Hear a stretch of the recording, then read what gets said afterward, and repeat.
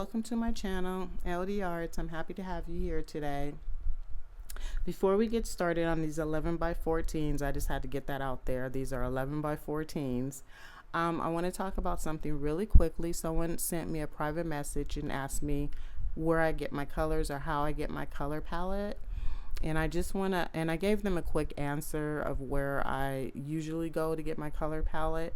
But I want to add to that answer and tell you now on my channel that I'm actually a licensed cosmetologist, and I'm still a licensed cosmetologist. My license is still active.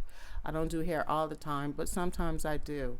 And one of the things that I do with my license is I'm a colorist.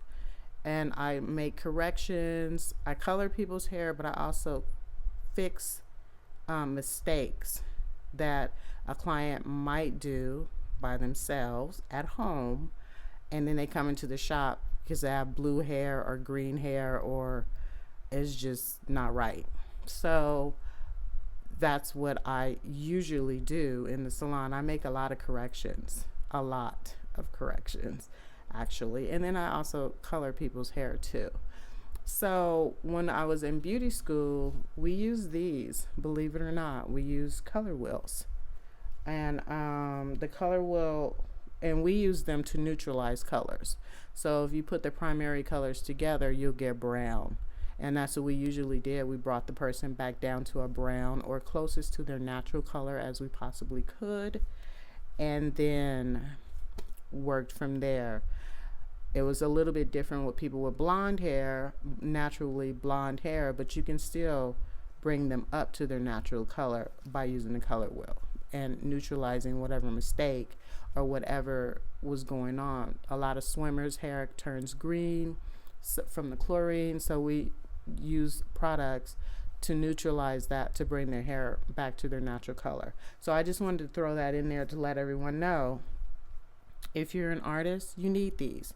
If you're starting off and this is like a hobby or a little craft that you want to do, this acrylic art or just abstract art, you need a color wheel, and you should actually study color theory. I went to school in college and studied color theory and the theory of art.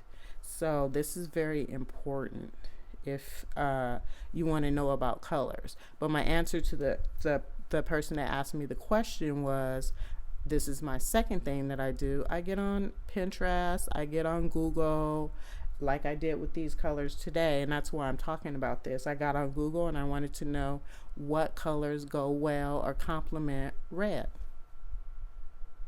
And that's what I'm using today. Red is one of the colors that I'm using today, but I don't want red to take over, because in beauty or in cosmetology or as a hairstylist, red and black are two colors that are kind of hard to lift and remove.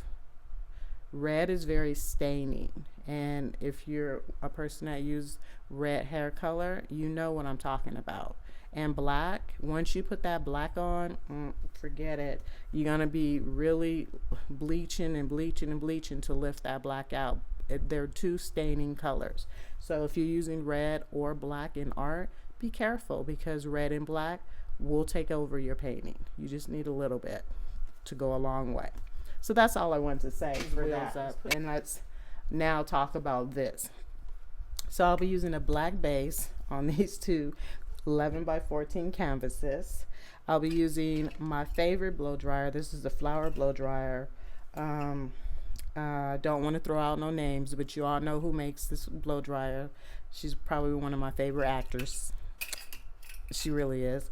One of them anyways. But she made this blow dryer for whatever reason, but it's a really good blow dryer. I'm getting my money's worth with this blow dryer. And then I'll probably be using this little guy right here. This is really nice. I like this. I don't like getting down in my paintings and blowing on them. It's very rare that I'll do that. Sometimes I will use this. This attachment came with this whole thing. I'll link all this stuff. But you know, I don't like getting down in my paint and blowing on my paint. I'd rather use this. All right. So let's run through the colors really quickly. And I'll list the colors in the description because I'm not going to read them off. You can just read them in the description. Sorry, guys. It's just a lot, you know. And I have you can see them over here. I have a lot of paints. Let's just, you know, they're right there.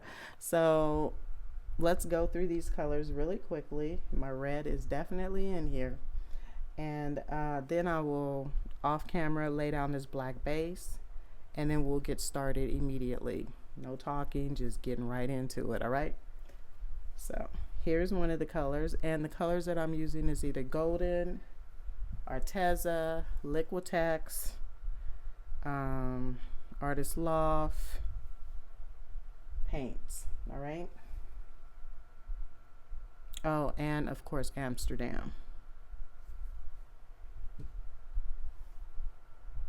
And I'm using the cell activator today. I don't know, it's a black cell activator. I want to say that it's Mars Black by Amsterdam. I'll have to put it in the description because I can't remember. And it's too far behind me for me to even be wasting your time to try to go get it. So it will be in the description. All right, that's the last color. And of course, I said I was using a cell activator with black. I want to say titanium white. It's not. It's Mars Black, I believe. This is Mars Black by Amsterdam with the Aussie Floetrol in here. I don't really use this as much, but we're going to use it today. All right. So let's lay down this black base and get started immediately on laying down these colors. I don't even know what pattern I'm going to use, but it's going to be quick. Stay tuned. All right, let's get started. You can see the reflection a little bit. I can't do anything about that. It's just a reflection, all right, guys? And you can see a little bit of light right here, but that is pretty much it. All right, there we go. So let's get started. Cue the music.